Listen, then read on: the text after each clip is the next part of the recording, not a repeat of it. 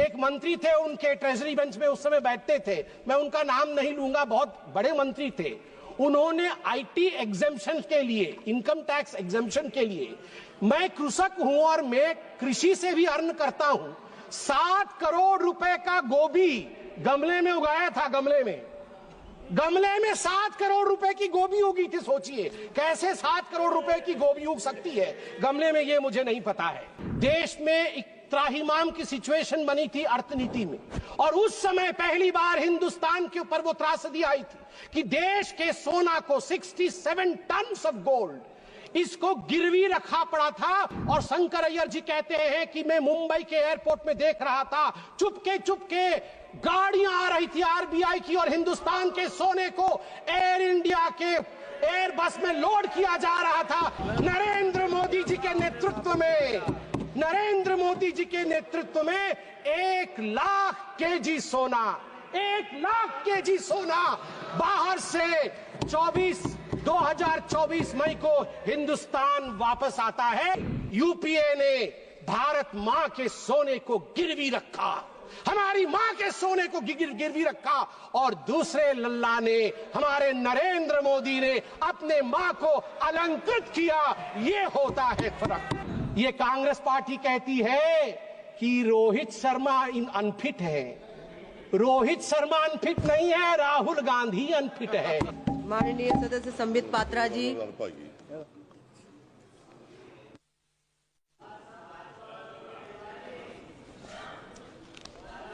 धन्यवाद सभापति महोदया, आपने मुझे सप्लीमेंट्री डिमांड फॉर ग्रांट्स का समर्थन के लिए बोलने का मौका दिया। माननीय प्रधानमंत्री श्री नरेंद्र मोदी जी की दूरदर्शी नेतृत्व यह सुनिश्चित करती है कि जो भी हम खर्च कर रहे हैं उसका हर एक रुपया अर्थव्यवस्था को मजबूत करने के लिए, नागरिकों को सशक्त करने के लिए और एक सशक्त भारत के निर्माण के लिए ही खर्च होता है, उसका योगदान होता है। आज जो अतिरिक्त धनराशि मांगी गई है वह सिर्फ कागजों पर कुछ आंकड़ों का लेखा जोखा नहीं है, वो भविष्य के भारत के निर्माण का मानचित्र है। पीएम गति शक्ति हो, पीएम किसान योजना हो, राष्ट्र की सुरक्षा को सशक्त बनाना हो, यह सभी व्यय भारत के प्रगति के लिए अत्यंत आवश्यक है। कुछ विपक्षी दलों ने अभी विषय उठाया, फिस्कल डिसिप्लिन को लेकर अभी मैं माननीय प्रेमचंद्रन जी को सुन रहा था, वित्तीय अनुशासन को लेकर प्रश्न उठाया। मैं याद दिलाना चाहूंगा, I would like to remind them that there was a period during the rule of the UPA when recklessly they had burdened the economy with unplanned spending, अनियोजित खर्चे and policy paralysis. In contrast, in our government, our term, under Modi ji, every rupee that flies out of the coffer of the exchequer is under the guidance, under the radar of ATC. ATC meaning not air traffic control, ATC meaning A for accountability, T for transparency and C for clear vision of development. During the UPA regime, सभापति महोदया, 2004 से 2014 के दौरान आपको जान के आश्चर्य होगा, 94,060 करोड़ रुपए की बजट राशि, जो कि लगभग 14 विभाग, सामाजिक विभाग और ग्रामीण विकास मंत्रालयों से संबंधित थी, वह खर्च नहीं हो पाई थी 10 वर्षों में। यह बजट का लगभग 6.4% हिस्सा उस समय खर्च नहीं कर पाई थी यूपीए की सरकार। मैं कृषि क्षेत्र का उदाहरण एक देता हूं। 2013-14 में कृषि का बजट यूपीए के समय में 27,663 करोड़ था। अब वह 5 गुना बढ़ करके 1,37,756 करोड़ हुआ है। फर्टिलाइजर की जो उर्वरक की जो सब्सिडी है वह भी 5 गुना बढ़ा है। अभी हाल फिलहाल में बिहार के भागलपुर से 19वां प्रधानमंत्री किसान सम्मान निधि में लगभग 10 करोड़ किसानों के लिए 22,000 करोड़ रुपए प्रधानमंत्री जी ने रिलीज किया।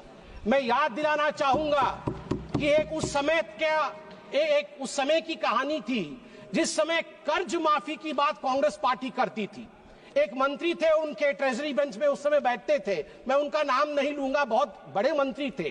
उन्होंने आईटी एग्जेम्पशन के लिए, इनकम टैक्स एग्जेम्पशन के लिए, मैं कृषक हूं और मैं कृषि से भी अर्न करता हूं, 7 करोड़ रुपए का गोभी गमले में उगाया था। गमले में 7 करोड़ रुपए की गोभी उगी थी। सोचिए कैसे 7 करोड़ रुपए की गोभी उग सकती है गमले में, ये मुझे नहीं पता है।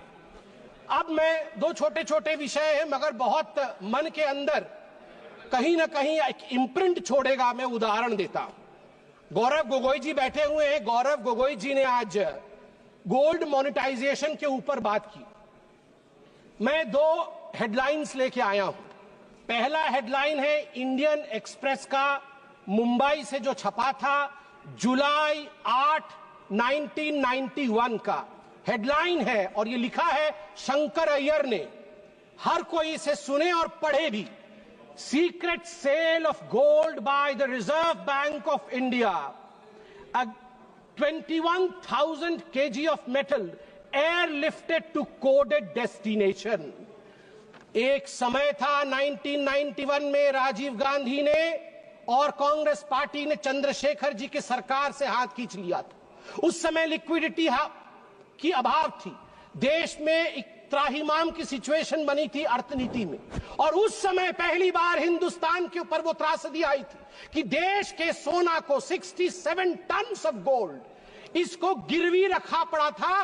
और शंकर अय्यर जी कहते हैं कि मैं मुंबई के एयरपोर्ट में देख रहा था, चुपके गाड़ियां आ रही थी आरबीआई की और हिंदुस्तान के सोने को एयर इंडिया के एयर बस में लोड किया जा रहा था, हिंदुस्तान के बाहर भेजा जा रहा था। आप सोच के देखिए। और दूसरा हेडलाइन सभापति महोदया मैं पढ़ना चाहूंगा 31 मई 2024 का। RBI brings back home 100 tons of gold from United Kingdom. Narendra Modi ji के नेतृत्व में 1 लाख केजी सोना, 1 लाख केजी सोना बाहर से 2024 मई को हिंदुस्तान वापस आता है। एक ने, यूपीए ने भारत मां के सोने को गिरवी रखा, हमारी मां के सोने को गिरवी रखा और दूसरे लल्ला ने, हमारे नरेंद्र मोदी ने अपने मां को अलंकृत किया। ये होता है फर्क।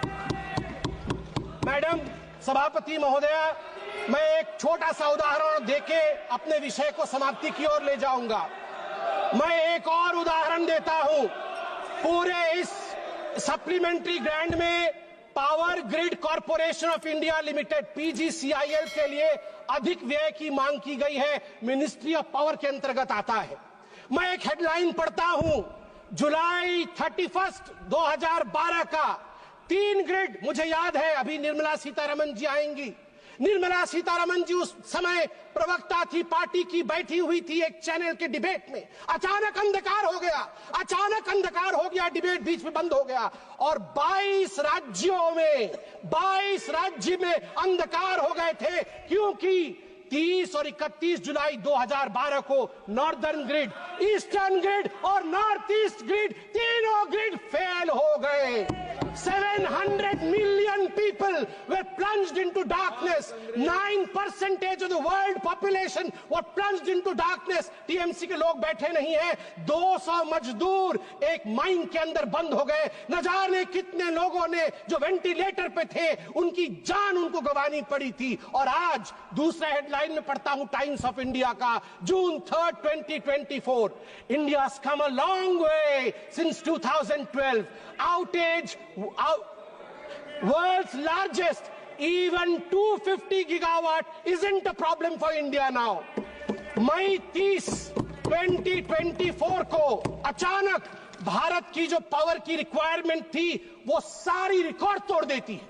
250 गीगावाट हो जाता है भारत की पावर की आवश्यकता, मगर हमारा ग्रिड टूटता नहीं है, फेल नहीं होता है। World's largest unified power grid, ये हमारे नरेंद्र मोदी जी ने देश को बना करके दिया है, इसलिए मैं इसका समर्थन करता हूं। अंत में आज मणिपुर के विषय में बहुत कुछ बोला गया है। मैं बहुत दुख के साथ कहना पड़ता है मुझे कि यहां कहीं ना कहीं जहां एक एकता दिखना चाहिए उस एकता की कमी है। मैं कुछ आंकड़े रखना चाहूंगा और ऑपोजिशन के हमारे सदस्य, उनका अधिकार है कि वो इन आंकड़ों को मांगे और जाने भी, क्योंकि ये देश हम सबका है। इंटरनली डिस्प्लेस्ड पीपल, आईडीपी जिसको कहा जाता है, उनके लिए यहां प्रश्न उठना भी चाहिए। उनके लिए क्या किया गया? In response, the government has implemented a series of measures aimed at providing immediate relief, long-term rehabilitation, and economic stability for the internally displaced persons, IDPs. These initiatives are housing assistance first, prefabricated housing for 3,000 families to provide immediate shelter, 2,660 houses completed, 2,520 houses occupied, 340 houses will be completed by the end of the month.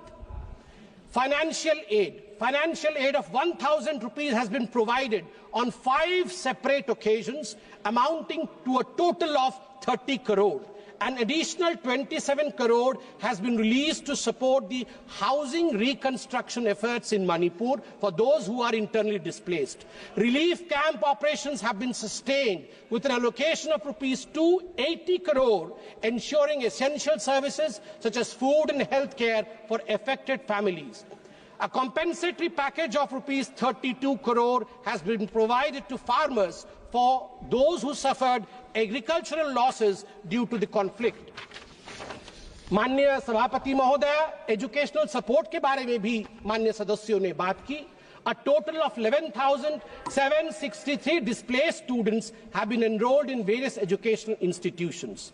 The government, schools and colleges have provided free admission. College students rehabilitation scheme उसको introduce किया गया 2023 में, जिसने 1000 displaced बच्चों की मदद की ताकि वो वहां फ्रीली जाके एडमिशन ले सके, और उनको 10,000 रुपए की राशि भी ऊपर से दिया गया। एम्प्लॉयमेंट और स्किल डेवलपमेंट डिस्प्लेस्ड लोगों के लिए 426 IDP led startups have received government support. ये स्टार्टअप के माध्यम से कई लोगों को नौकरी दी गई, जो अभी 500 इंडिविजुअल उसमें एनरोल हुए हैं हाल फिलहाल में। Cabin crew training in Delhi, जिसमें मैं धन्यवाद दूंगा air India, Indigo airlines, ministry of tourism को धन्यवाद दूंगा। उनके माध्यम से 500 बच्चे मणिपुर के जो डिस्प्लेस हुए थे उनको यहां प्लेस किया गया है। Free medical treatment has been provided to the IDPs एट जेनिम्स। और ठीक उसी प्रकार हमारी जो गर्भवती माताएं हैं इन रिलीफ कैंपों में, उनके लिए भी हर संवेदना के साथ पूरी तरह की प्रोविजन की गई है। अंत में महोदय, मैं बस अपने भाषण के अंत में यही कहना चाहूंगा कि हमारे राहुल जी ने थोड़े दिन पहले, कल ही उन्होंने कहा कि वोटर लिस्ट में गड़बड़ी है। अभी अरविंद सावंत जी भी बोल रहे थे कि वोटर लिस्ट में गड़बड़ी। वोटर लिस्ट में गड़बड़ी नहीं है, आपके डेवलपमेंट लिस्ट में गड़बड़ी थी। आपके डेवलपमेंट लिस्ट में गड़बड़ी थी, वोटर लिस्ट में गड़बड़ी नहीं है। अभी हमने बताया आपको, अगर वैसा डेवलपमेंट आपने किया होता तो आज आप वहां नहीं बैठे होते। दूसरी बात, ये कांग्रेस पार्टी कहती है कि रोहित शर्मा अनफिट है। रोहित शर्मा अनफिट नहीं है, राहुल गांधी अनफिट है। और मैं बता दूं, नरेंद्र मोदी जी के कप्तानी में ही आप देखिएगा भारत विश्व का चैंपियनशिप ट्रॉफी जीतेगी। भारत माता की जय, जय जगन्नाथ।